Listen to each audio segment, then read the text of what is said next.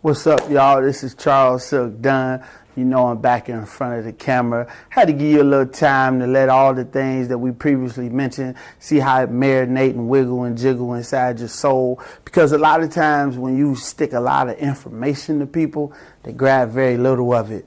You have to be able to grab it, digest it, let it hit through your blood, and let it really move and groove in your soul. And sometimes it's like throwing a pass. When the past is going into the future, you got to run up under it, meaning you have to grow up under some of the lessons that you get. Everything you get, you may not receive it consciously in your moment, but subconsciously you digest it, and later on down the road, you walk into the lesson.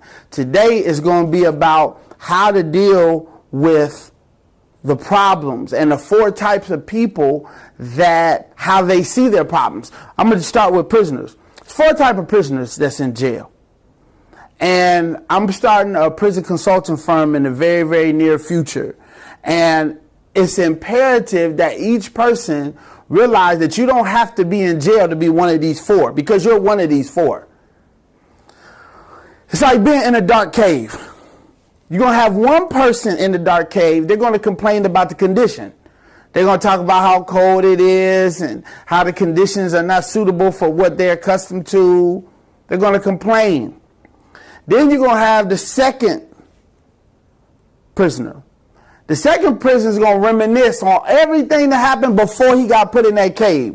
That's the one that's going to brag on the girls he had, the money he had, the cars he had, and he might even have pictures of it. It's not about if he's exaggerating it. It's the fact that he's even talking about it. Because when you're reminiscing on the past, you're sending projections to the universe that you want to repeat that cycle.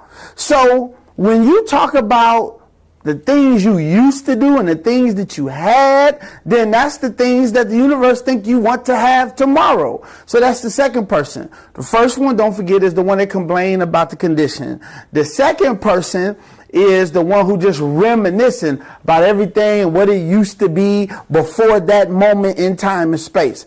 The third person is the one that complains and blames everybody for where they're at.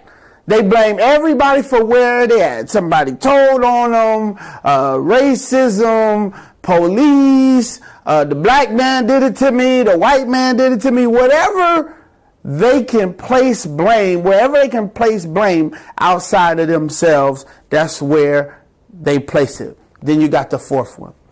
The fourth person is the person that knows how to make everything work for them. That's the person in that dark cave. He gets a pickaxe and a shovel, and he starts mining for diamonds. He's not concerned about when he gets out. He's not concerned about the condition, and he's not concerned about who put him there. He's concerned about maximizing the moment. What the viewers out there didn't realize, when I was making those REAP videos, I had a broken leg.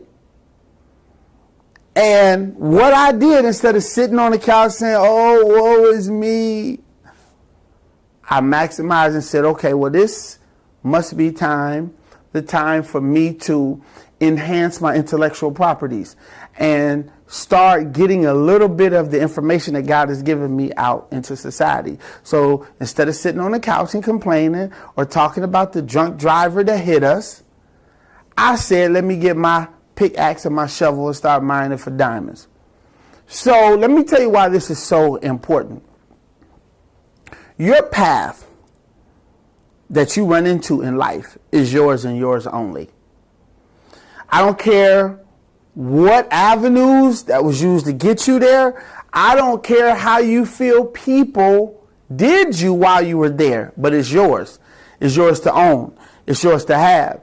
And until you reach a point in your life where you take any situation that you're going through and try to find the best in it, you will always be playing the victim.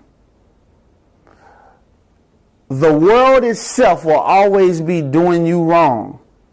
Nah, life is about understanding that we are not the spectators in our life. We are the powerful initiators. And whether if you're in the prison made by the state or made by the feds, or if you're in the prison made by your heart or made by your mind, you still a prisoner. A person, Khalil Gibran's famous quote, a person is a slave to whatever masters him. So you could be a slave to sex, you could be a slave to your job, you could be a slave to love, you could be a slave to anything. But how do you deal with you being a slave or incarcerated to a certain thing, to a certain energy? No matter what confronts you, first thing that you got to do is settle down. Breathe. And always remember that everything that appears to be is not what it really is. You worrying about a situation magnifies it. You complaining about a situation makes you overlook the pearls or the jewels that's in the situation. You reminiscing on the things you had in the past don't do nothing but keep you repeating a cycle. Always be the fourth person, the person that get a pickaxe and a shovel. And you might say, well, man, Silk, how do I do that? The problem seems so real. Now, what's real is the energy that you projected to create it. What's real is that this is your path and your path alone to walk, to learn.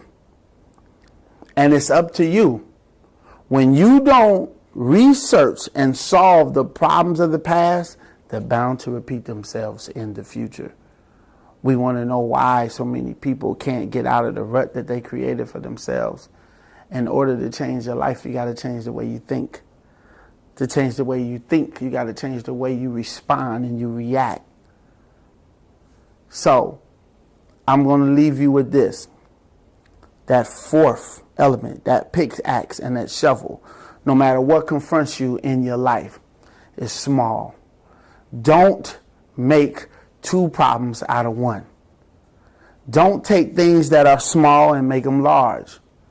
Because at the end of the day, as long as you got breath running through your body, as long as you got good health, you can always recreate anything that's in front of you. Don't make a problem out of something that's a potential problem. You didn't hear me. Don't make a problem out of something that's a potential problem. If it just has potential, let it get there on its own. Don't take it there because of your worries and your thoughts. Don't exaggerate and exasperate what's taking place. Leave it just where it is and say, I'm going to always look for the good in everything. And when you find yourself in that dark space, in that prison that we all have created for ourselves, stop. Get your pickaxe and your shovel and say, it's time for me to get some diamonds. Until next time, love you. Peace.